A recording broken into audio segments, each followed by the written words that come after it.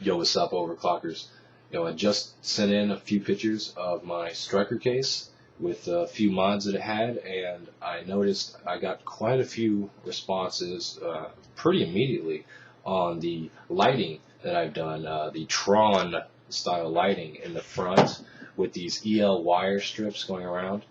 And some people were asking me different questions, so I figured I might as well answer a lot of those questions and do a small tutorial video showing you how it's done. So without further ado, let's jump in it. EL wire. Some people might not know what it is or how it's set up. So let's go over that real quickly. EL wire that I got is powered by a Molex connector. It also has a pass-through for your other devices, which is really nice. It also has the same type of locking device here, a 2-pin locking device, a connector that will hook into your power inverter. This is a small, very, very cheap power inverter. It probably won't power very many feet of wire. I'm not using this one on my case, but most likely it would probably support enough power to do this. But anyway, it's very simple. You connect it just the same way, same locking 2-pin connectors that are on the fan controller for the for the LEDs, to control your LEDs if you're using Cooler Master fans. Anyway, so you would connect that to the power to power your inverter. Then you have another lead coming from the inverter, the same type of 2-pin locking connector, which would hook up to your EL wire. Now, this is a wire obviously that I'm not using. I ordered green, and when I got it I was very disappointed. It did not look green. But anyway, this wire is the same thickness, same diameter that I used in here, and you might want to write this down. It is 2.6 millimeters in diameter, and it's simply perfect for fitting in that slot. It fits perfect. I did super glue it in there just to that added security, but when I first got this I was able to set it in here. It stayed just at least to look at the aesthetics of it, but I did want it to be more secure, and I do recommend super glue. Anyway, yeah, you can get this in various amount of feet. You can order, like I said, order in different amount of feet. This is probably 5 feet here. I've got one in here on the top that's like 9 feet long. Yeah, you can get it pretty long and it still works. It's freaking sweet. Anyway, and the power, it has a switch. This is the switch it comes with. It's just simple on, off.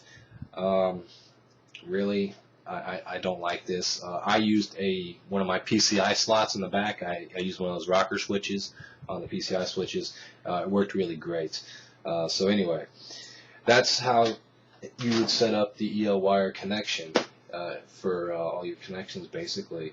If you have more than one EL wire, you will need a splitter. I am currently using a 5-way splitter. I have 5 EL wires currently running, and I'm wanting to add a 6th one, so I'm going to have to get another splitter.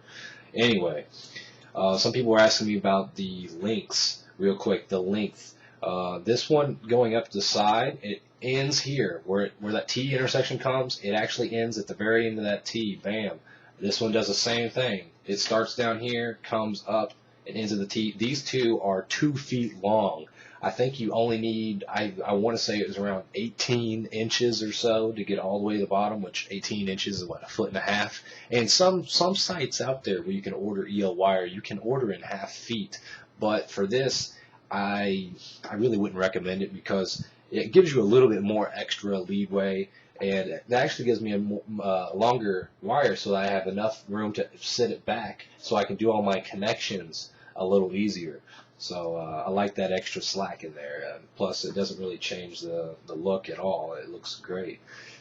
These ones up here obviously only have to be like 1.5 inches long, but still I ordered 1 foot. That was the least amount I could order from this one site, so that's what I ordered. And by the way, I did order all of my wires with these quick connectors already attached, where I could just quick connect them myself. You can buy this wire in a spool and actually create all this, solder it together and all that BS. No, I just spent a little extra money and went for the quick connects already on here. So it's just kind of like a plug and play.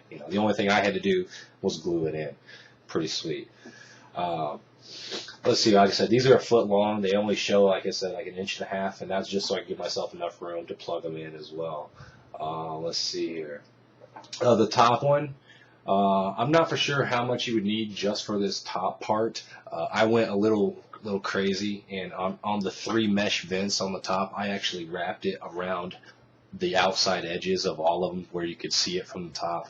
So in doing that and having a little bit, and I mean just a little bit extra, it took 9 feet at the top. So 2.6 millimeters in diameter.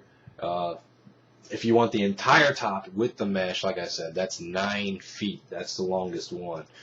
This one and this one, I used 1 foot each just to have the extra way, and this one and this one, 2 feet, once again, have a little bit extra. Now let's dive into this. The first part you want to probably start on is this front. How you install it in the front. First, you're going to need to remove this top panel.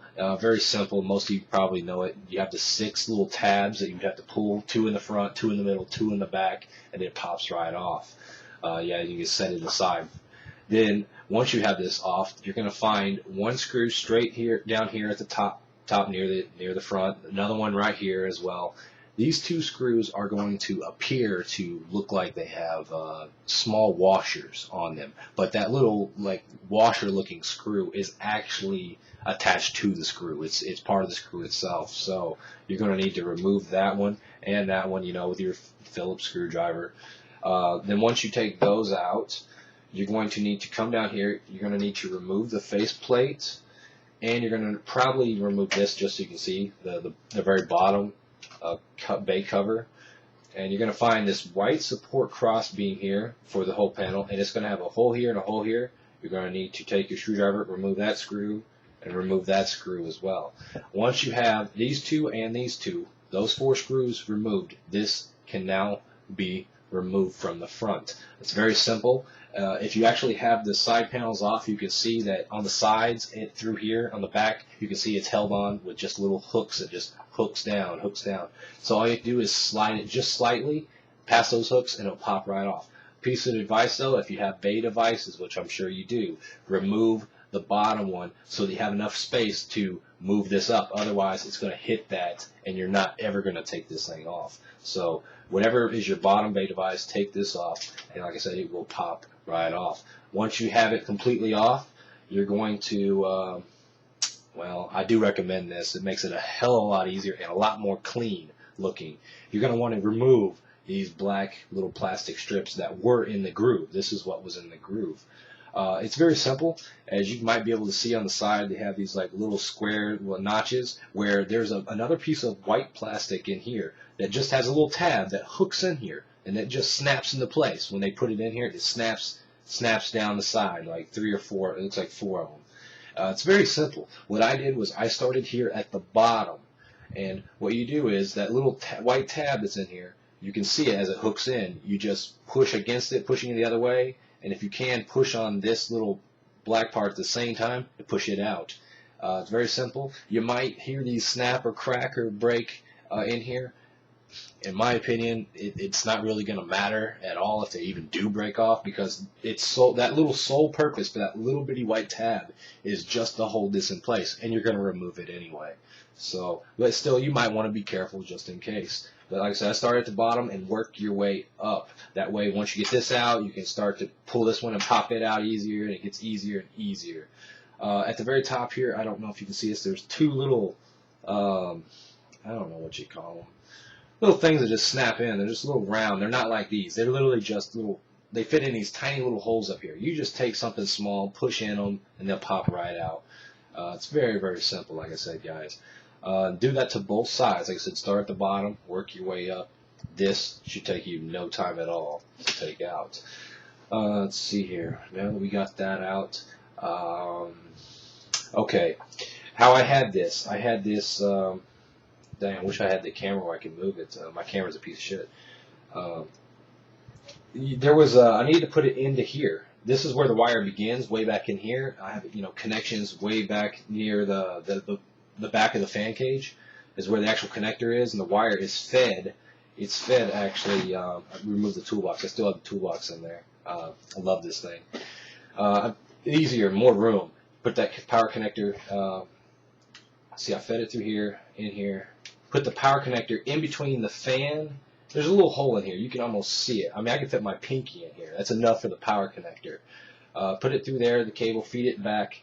Very, very simply. So this cable is underneath the fan cage, but when you get done, it will be sandwiched in between the toolbox and the fan cage above it. There's a small space in between, and that's where that cable sits.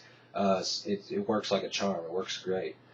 Then the only other thing you have to do as far as down here on the front deals with this faceplate, because when you try to put this on, it might be kind of tight because you're adding that wire in here, and they like their case to look nice and flush and smash with this faceplate. So the only thing I did to this faceplate is, this is gonna be hard to see, up here at the top corner, I just took what I had laying around, which is a tiny metal file. This thing is probably made for, I don't know, fingernails or whatever. All I did was I took this file and I filed it down at a roughly 45-degree angle, and I barely filed it. I filed it just enough to get past this tiny little wire. So that barely, and I did that to both top edges, so that this would easily fit on there, and the cable would go right through that tiny little hole where I shaved it off. Just perfect. You wouldn't even know it unless you look down here. So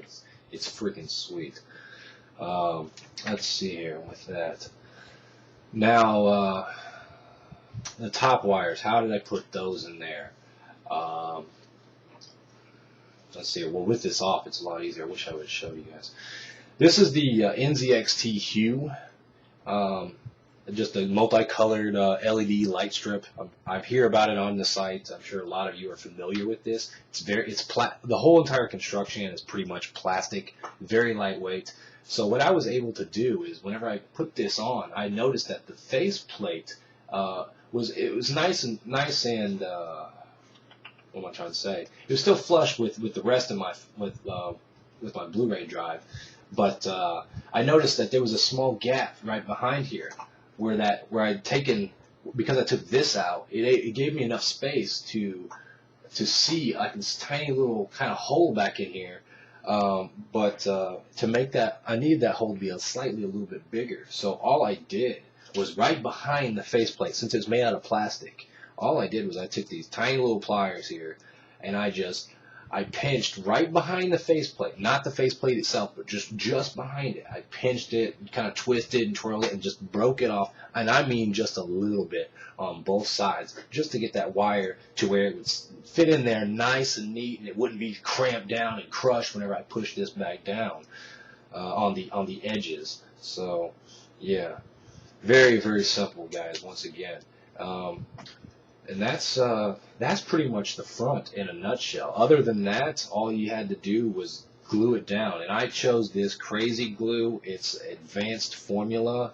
I still got the packaging even. I used this because this dries clear. It even comes out clear. I wanted something clear. Didn't want anything colored. What else did I buy? Oh, the other reason I bought it is because it happens to have this nice tip thing, and it's tiny, and it was able to fit in here just great for glue. Other glue bottles I saw didn't have this nice nozzle on it, so this stuff worked great. Crazy glue, advanced formula, it's awesome. Let's see here, going through the top. Now the top was probably one of the most trickiest parts of all. And the hardest part really wasn't hard at all, was drilling. I did have to drill a tiny hole in the top. I drilled it in this groove, but I drilled it almost as far back on these right side as I could, because I knew all the cables and power connections are on this side. So you might as well, try to feed this wire through that hole and around in the groove. So all I did was, oh crap, I don't have it here on me, do I? I had a little hole gauge. It's a little plastic device with a lot of little holes that tells you the size of the diameters and crap. I just put the wire through one of the smaller holes that was just fit snug, fit nice, and that's how I knew what drill bit to use. this drill bit, oh hell, damn it, I can't remember. Shit, I'm sorry, guys. Anyway, I did drill it, like I said, at the very back of this groove, wherever it is up here, and I drilled it at a slight angle. That way, when the cable came, or the wire went through, it wasn't having to go straight up and then bend down. It was just kind of a nice curvature going into that groove. It was awesome. It worked great. And then just glued it down. This is a much bigger groove than these here, but I still use the same size wire. I'm sorry I don't know the length for just the groove, if that's what some of you guys want to do. Like I said, I use 9 feet because I did go around all of the mesh, the 3 mesh panels at the top or whatever.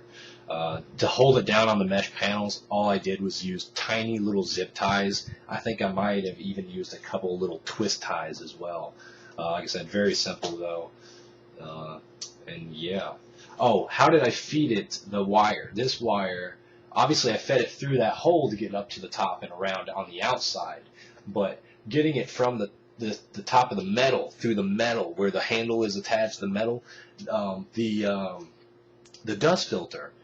There at the very front of the dust filter, on both sides, there's tiny little holes, kind of like oval-shaped holes. All I did was I fed the entire wire through that little hole right there next to the dust filter. So it's not affecting the dust filter at all. Like I said, it's right there next to it. It's on this right side. It was perfect, almost in perfect placement for where I drilled the hole. It had it, if I wanted to, just had to go straight through that hole, straight through the hole I drilled to bring it on the outside and bring it around. It would work perfect. But like I said, I put it through that metal hole by the screen at the front, and then wrapped it around the 3 mesh and brought it back around and out to the outside. So yeah, that's pretty much it, guys. This is a very simple mod, and I really hope most of you guys decide at one point in time to do this. The only other thing I can tell you that I did that is very, very cool is the power inverter I got. The power inverter I got happens to be a sound controlled as well. So I wanted to be able to turn on and off the sound control very easily without having to take off one of these side panels, you know. And because the switch to power the power inverter on and off is on the PCI slot switch, rocker panel switch, whatever I have on the back. That only turns the power on or off to the power inverter. It's on the actual inverter itself is where you can change it to be either constantly on, off, which I don't know why you choose off because I got the rocker panel to turn it off, you know, or to sound module. So I basically just wanted the on ability and the sound controlled ability to be there. So what I did was on the sound control module, which I mounted right here at the front, and I mounted it just simply using Velcro strips, sticky Velcro strips on the bottom of it, and then on the bottom, because I do not have a fan here at the very front on the bottom. Yeah, you can have 2 fans on the bottom. I don't have a front fan for the front because why the hell would you put one there, in my opinion? Because I want to keep this toolbox. And that would allow tiny little airflow if I kept the freaking fan there, which I think is stupid. It's a fan that's going to do nothing but, what, cool my toolbox? Yeah, freaking smart idea there, right? I do have a fan on the back, though, because that's actually more toward the back, you know, and up and floating up, you know, the air. So even with that one fan here, and even with this sound control module, I can still keep my toolbox. And even with the toolbox still in here, if I want to turn on and off the sound controlled ability, I can just take off that faceplate, and it's right here on the side. It's right here in the front. That easy. Well, now that I've explained everything about the installation of it, I do want to show you guys how the powering of it just staying on constantly and then switching it over to the sound control, and how easy it is to do, how I have this set up. So let's turn it on. As you turn it on, you see it all lights up. I hope it shows up good on the video. It's very, very lime green looking for my case. I know some of the pictures I sent weren't that great, but my camera quality is not exactly that awesome. This does have a little red LED light to show you that it is is powered on. But trust me, once you put this faceplate over it, you're not going to see that red LED at all. So, let me hit the rocker switch. Rocker switch in the back, on and off, very simple. And now, sound control. Let's see if I can do it now. See if I remember. Go this way? Yeah. There you go. It has a little speaker on the front here for the sound control module, and I'm guessing that speaker is what's controlling the blinking. Just me talking right now. Yeah. So I'm sure if you had some awesome music going, or maybe a video game, you know, something crazy, you know, or some bass, you know, boom, boom, boom, boom, boom, you know, yeah, it's nuts. It goes pretty good. It does have a setting here on the side for your minimum and maximum amount of brightness for sound control. I'm fucking with it too much. Anyway, I always keep it on the max. I just keep it on the max and let it do its thing because the max looks the best anyway. This is just to show off with the sound control, really. I really just like it to be just turned plain on like, oh, let me hit it with my right finger. I'm right-handed. There we go. Yeah, that works great, guys. Anyway, it's so easy to do, like I said. And if you mount it just like this, you will not have to take off your side panels if you choose to go sound controlled. So there's EL Wire in a nutshell, guys. I hope you guys enjoyed. I hope you guys decided to create it for yourself. Can't wait to see it. All right, peace out.